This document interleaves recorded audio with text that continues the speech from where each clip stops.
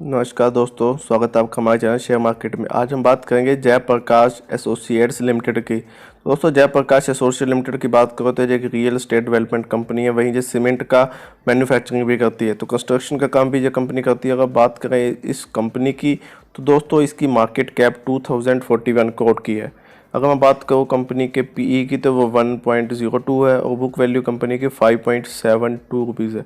तो दोस्तों अगर मैं बात करता हूँ स्टॉक की रिटर्न ऑन इक्विटी की, तो इसका जो रिटर्न ऑन इक्विटी काफ़ी ज़्यादा हैरान करने वाला है। 68% कंपनी का रिटर्न ऑन इक्विटी है।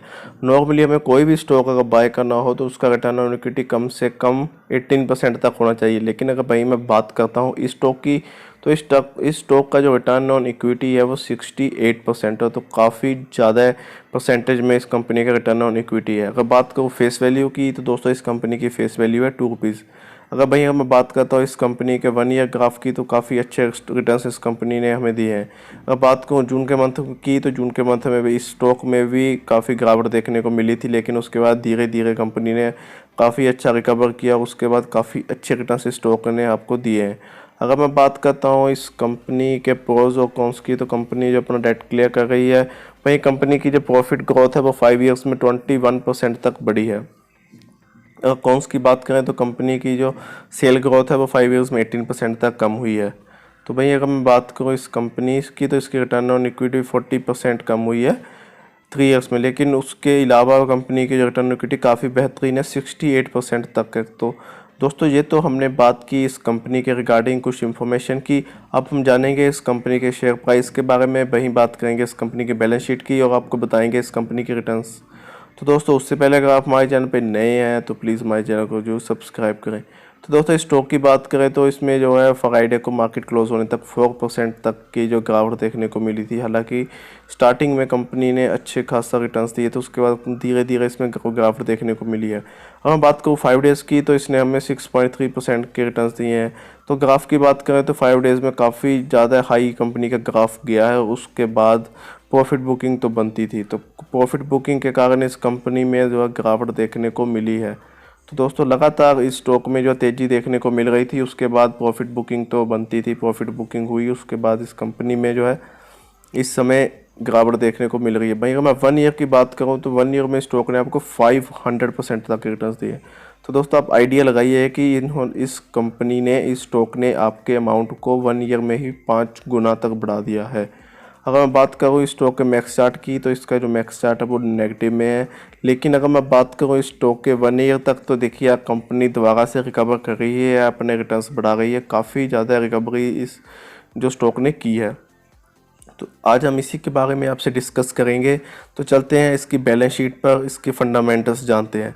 तो दोस्तों बात करें कंपनी के सरप्लस की, तो कंपनी के पास जो रिजर्व में सरप्लस है वो 7,343 करोड़। अगर ईयर ऑन ईयर की बात करें तो इस कंपनी के जो सरप्लस है उसमें काफ़ी अप एंड डाउन्स देखने को मिले हैं। पहले 11,000 थे, उसके बाद फिर इसमें गिरावट हुई, 6,000 हुए। देन फिर उसके बाद कंपनी ने अच्छे खासे अपने जो रिजर्व है उसको बढ़ाया, 9,800 हो गए। उसके बाद फिर इसमें गिरावट देखने को मिली और उसके बाद 8,242 हुए। उसके बाद अभी जो करंटली रिजर्व में अमाउंट है वो है 7,343 करोड़ का। तो कंपनी के रिजर्व में काफ़ी अप एंड डाउन्स देखने को मिले हैं। तो दोस्तों वहीं अगर मैं बात करता हूँ इस कंपनी के लॉन्ग टर्म की, तो कंपनी के ऊपर जो लॉन्ग टर्म में डेट है वो 4,602 करोड़। तो कंपनी ने ये जो डेट है इसको लगभग 1 ईयर से ज़्यादा के समय में पे करना है। अगर मैं बात करता हूँ ईयर ऑन ईयर की, तो पहले कंपनी का 19,000 का डेट था, उसके बाद 15,000 हुआ और देन 5,000, उसका 4,900। तो लगातार कंपनी ने जो है अपना जो डेट क्लियर करने की कोशिश की है। लगातार कंपनी ने जो डेट का ग्राफ है वो नीचे की ओर किया है। अगर मैं वहीं बात करता हूँ स्टॉक की शॉर्ट टर्म की, तो शॉर्ट टर्म पे जो कंपनी के ऊपर कर्जा है वो है 358 करोड़ का, जो कि कंपनी को 1 ईयर से कम समय में पे करना है। तो दोस्तों ये तो बात हुई इस कंपनी के शॉर्ट टर्म और लॉन्ग टर्म की। अब हम जानते हैं इस कंपनी के एसेट्स के बारे में।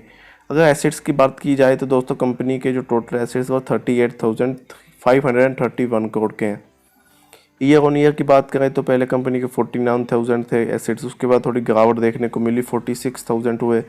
दैन उसके बाद फिर गिरावट देखने को मिली, 36 हुए। लेकिन उसके बाद कंपनी ने अपने जो है एसिड्स बढ़ाने स्टार्ट किया। वो कंपनी के एसिड्स 38,531 तक पहुंच चुके लगातार कंपनी।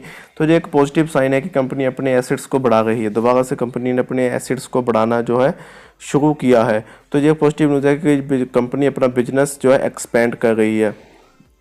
दोस्तों फंडामेंटल्स की बात करें तो काफ़ी अच्छे फंडामेंटल्स नज़र आ रहे हैं। काफ़ी कंपनी अपना जो डेट भी क्लियर कर रही है। तो दोस्तों अब हम बात करते हैं इस कंपनी के 52 वीक्स के बारे में। तो कंपनी का जो 52 वीक्स का लो है वो 1.35 रुपीज़। और वहीं बात का तो कंपनी के 52 वीक्स के हाई की तो वो 9.70 है। तो बात करें कंपनी इस समय अपने लगभग 52 वीक्स के हाई पे ही ट्रेडिंग कर रही है। इसमें जो गिरावट देखने को मिली है उसका कारण है कि कंपनी में प्रॉफिट बुकिंग हो रही है। लगातार कंपनी में जो है काफ़ी उछाल देखने को मिल रहा था और उसके बाद प्रॉफिट बुकिंग होना तो एक नॉर्मल सी बात है। अगर बात करते हैं मैं इस कंपनी के रिटर्न्स की तो फ्रेंड्स कंपनी के जो रिटर्न्स 1 ईयर के 475% के काफ़ी इंप्रेस करने वाले रिटर्न्स है। 1 मंथ की बात करें तो 19% तक के रिटर्न्स स्टॉक ने दिए हैं। तो दोस्तों अब हम बात करते हैं स्टॉक के रेवेन्यू की।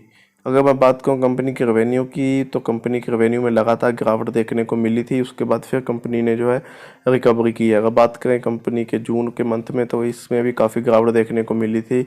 कोविड के कारण इस स्टॉक में भी गिरावट हुई थी। लगभग जून में लगभग 1131 करोड़ के रेवेन्यू थे।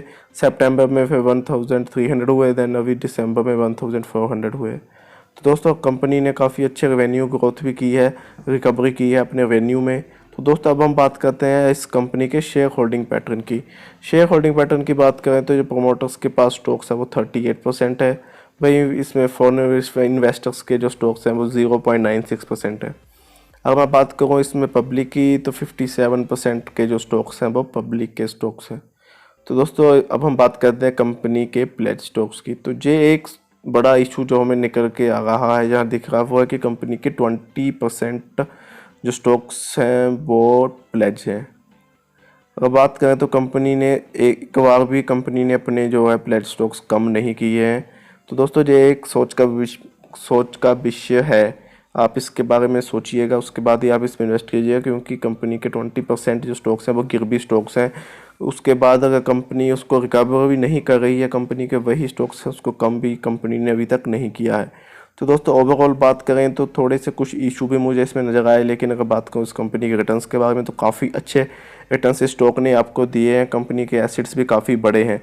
तो अगर आप चाहें तो आप इसमें इन्वेस्टमेंट कर सकते हैं, लेकिन आप इसमें मिनिमम अमाउंट ही इन्वेस्ट कीजिएगा। इस समय काफ़ी अच्छा आपके लिए मौका हो सकता है, क्योंकि इसमें प्रॉफिट बुकिंग देखने को मिल रही है, काफ़ी गिरावट स्टॉक में देखने को मिल रही है। तो अगर आप इस समय चाहें तो आप इस स्टॉक में इन्वेस्टमेंट कर सकते हैं, लेकिन मिनिमम अमाउंट की इन्वेस्टमेंट कीजिएगा, ताकि अगर कल को लॉस भी होता है तो आपको ज़्यादा नुकसान ना हो। बाकी हम कोई आपको रिकमेंडेशन नहीं दे रहे हैं, आप खुद इसको एनालाइज करें और उसके बाद ही आप स्टॉक में इन्वेस्टमेंट करें। तो दोस्तों आज की वीडियो में इतना ही। आपको हमारी वीडियो कैसी लगी प्लीज़ हमें जरूर कमेंट करके बताएं। अगर आप हमारे चैनल पर नए हैं तो प्लीज़ हमारे चैनल को सब्सक्राइब करें। धन्यवाद।